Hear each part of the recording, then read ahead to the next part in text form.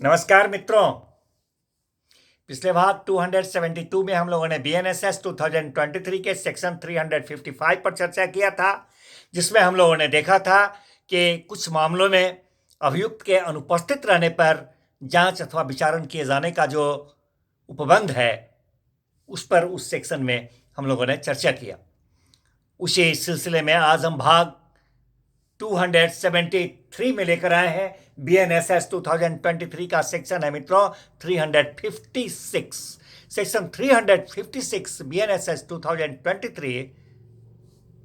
बिल्कुल नया है। इसका उपबंध पहले हमारे सीआरपीसी क्रिमिनल प्रोसीजर कोड भारतीय दंड प्रक्रिया संहिता जो था उसमें नहीं था। यह बिल्कुल नया है मित्रों। कहता है ये section 356 BNSS 2023 that inquiry, trial or judgment in absentia of proclaimed offender, उद्घोषित अपराधी के अनुपस्थिति में जांच विचारण निर्णय किए जाने के बारे में यह सेक्शन उपबंध करता है, जो कि पहले था ही नहीं। ये नए वाले बीएनएसएस 2023 में लाया गया है मित्रों। कहता है ये सेक्शन कि बीएनएसएस 2023 अथवा तत्समय प्रवृत्त किसी भी अन्य विधि में अंतर्वृष्ट किसी बात के होते हुए भी जब किसी व्यक्ति को उद्घोषित अपराधी घोषित कर दिया जाता है, प्रोक्लेम्ड ऑफेंडर डिक्लेयर कर दिया जाता है, भले ही उस पर संयुक्त रूप से आरोप लगाया गया हो या संयुक्त रूप से आरोप नहीं लगाया गया हो, और विचारण की वंचना करने के लिए वह फरार है, इवेट्स ट्रायल, और उसे गिरफ्तार करने का कोई अव्यवहित पूर्वेक्षण नहीं है, no immediate prospect of his arresting, तो ऐसे व्यक्ति के उपस्थित होने और वैयक्तिक विचारण का जो अधिकार है उसका मान लिया जाता है कि उसने इसका अभित्याग कर दिया है, और न्यायालय ऐसे अभिलिखित कारणों से, जो कारण होंगे उसको अभिलिखित करते हुए न्याय हित में ऐसी रीति में और ऐसे प्रभाव के साथ जैसे कि वह उपस्थित हो, उसके अनुपस्थिति को उपस्थित मानते हुए इस संहिता के अधीन विचारण के लिए प्रोसीड करेगी, न्यायालय अग्रसर होगी, यहां तक कि निर्णय भी सुनाएगी। परंतु इसका परंतु कहता है कि न्यायालय तब तक विचारण प्रारंभ नहीं करेगी जब तक कि आरोप गठन होने की तारीख से 90 दिन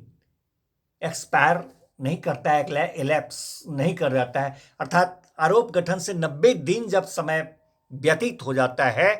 गुजर जाता है, समाप्त हो जाता है, तब इस तरह का न्यायालय अग्रसर होगी विचारण करने के लिए, उसके अनुपस्थिति को उपस्थिति मानते हुए।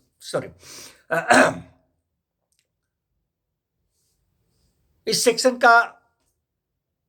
उपधारा जो है सबसेक्शन 2 वो कहता है कि न्यायालय ऐसा करने से पहले, जो उपधारा 1 में हम लोगों ने देखा कि विचारण के लिए अग्रसर होगी उसके अनुपस्थिति को उपस्थिति मानते हुए, और वो चार्ज फ्रेम के 90 दिन एक्सपायर होने के बाद, तो कहता है एक सब क्लॉज सबसेक्शन 2 कहता है कि उससे पहले न्यायालय ये सुनिश्चित करेगी कि कुछ प्रक्रियाएं हैं उसका अनुपालन किया गया है कि नहीं। अब वो प्रक्रियाएं कौन सी हैं जिसको न्यायालय वो विचारण करने से पहले सुनिश्चित करेगी? कि उसका अनुपालन हुआ है कि नहीं। तो नंबर 1 वो ये देखेगी, सुनिश्चित करेगी कि कम से कम 30 दिन के अंतराल पर, कम से कम 30 दिनों के अंतराल पर लगातार 2 गिरफ्तारी का वारंट वैसे व्यक्ति को जारी किया गया था या नहीं, नंबर 1। नंबर 2, वो जो उद्घोषित अपराधी, उससे विचारण के लिए, उसके अपराधी से विचारण के लिए न्यायालय के समक्ष उसको उपस्थित होने की अपेक्षा करते हुए, कि वह न्यायालय के समक्ष उपस्थित हो अपना विचारण करने के लिए, ऐसा अपेक्षा करते हुए और उसको सूचना देते हुए कि यदि वह ऐसे प्रकाशन की तारीख से 30 दिन के भीतर प्रस्तुत होने में असफल रहेगा तो उसकी अनुपस्थिति में विचारण किया जाएगा। इस बात को उसका अंतिम जो ज्ञात आवास है, जहां वह निवास स्थान, जहां वह निवास करता था, जो मालूम है, वहां पर कोई राष्ट्रीय स्तर का न्यूज़पेपर अथवा स्थानीय स्तर के न्यूज़पेपर में उसको प्रकाशित कराया गया कि नहीं, इस बात को, इसका अनुपालन हुआ कि नहीं, इस बात को भी सुनिश्चित करेगी न्यायालय। तीसरी बात क्या सुनिश्चित करेगी? तीसरा ये सुनिश्चित करेगी कि उसके अगर कोई नातेदार हैं वैसे व्यक्ति के, या कोई मित्र हैं, तो उनको विचारण प्रारंभ होने वाला है इस बारे में उनको सूचना दिया गया या नहीं, यदि कोई नातेदार मित्र हैं तो। और चौथा ये बात का सुनिश्चित करेगी कि इस बात का अनुपालन किया गया कि नहीं, कि वो जो गृह है या वास स्थान जहां पर वह मामूली तौर पर निवास करता आया है, रहता आया है, वैसे जगह के सहज दृश्य स्थान पर विचारण प्रारंभ होने के बारे में सूचना को चिपकाया गया या नहीं चिपकाया गया है। और साथ ही जो उसका अंतिम तौर पर उस व्यक्ति का ज्ञात निवास जिला है, कि जिस जिला में अंतिम रूप में यह मालूम है कि वह निवास किया है, उस जिला के पुलिस स्टेशन में डिस्प्ले किया गया कि नहीं, इस सूचना को वहां के स्क्रीन पर उसको चलाया गया, प्रदर्शन किया गया कि नहीं किया गया। मित्रों, इन बातों का अनुपालन हुआ कि नहीं, इन चारों बातों का, इस बात को न्यायालय पहले सुनिश्चित करेगी, उसके बाद ही आरोप गठन के 90 डेज एक्सपायर होने के बाद वो विचारण के लिए, उसके अनुपस्थिति को उपस्थिति मानते हुए विचारण के लिए अग्रसर होगी। इस सेक्शन का सब सेक्शन 3 कहता है कि जहां ऐसे उद्घोषित अपराधी का कोई अधिवक्ता उसका प्रतिनिधित्व तो नहीं कर रहा है, तो वहां पर राज्य सरकार के व्यय पर उसका प्रतिनिधित्व करने के लिए, अपने प्रतिरक्षा करने के लिए एक अधिवक्ता का भी प्रबंध किया जाएगा। मित्रों, सब सेक्शन 4 बताता है कि जहां मामले का विचारण करने या विचारण के लिए सुपुर्दगी, कमिटमेंट के लिए सक्षम न्यायालय ने अभियोजन के लिए किन्हीं साक्ष्यों की परीक्षा की है और उसके अभिसाक्ष्यों को अभिलिखित किया है, तो वैसे अभिसाक्ष्य जो हैं वो जिस अपराध के लिए उद्घोषित को आरोपित किया गया, उस उद्घोषित व्यक्ति को जिस अपराध के लिए आरोपित किया गया है,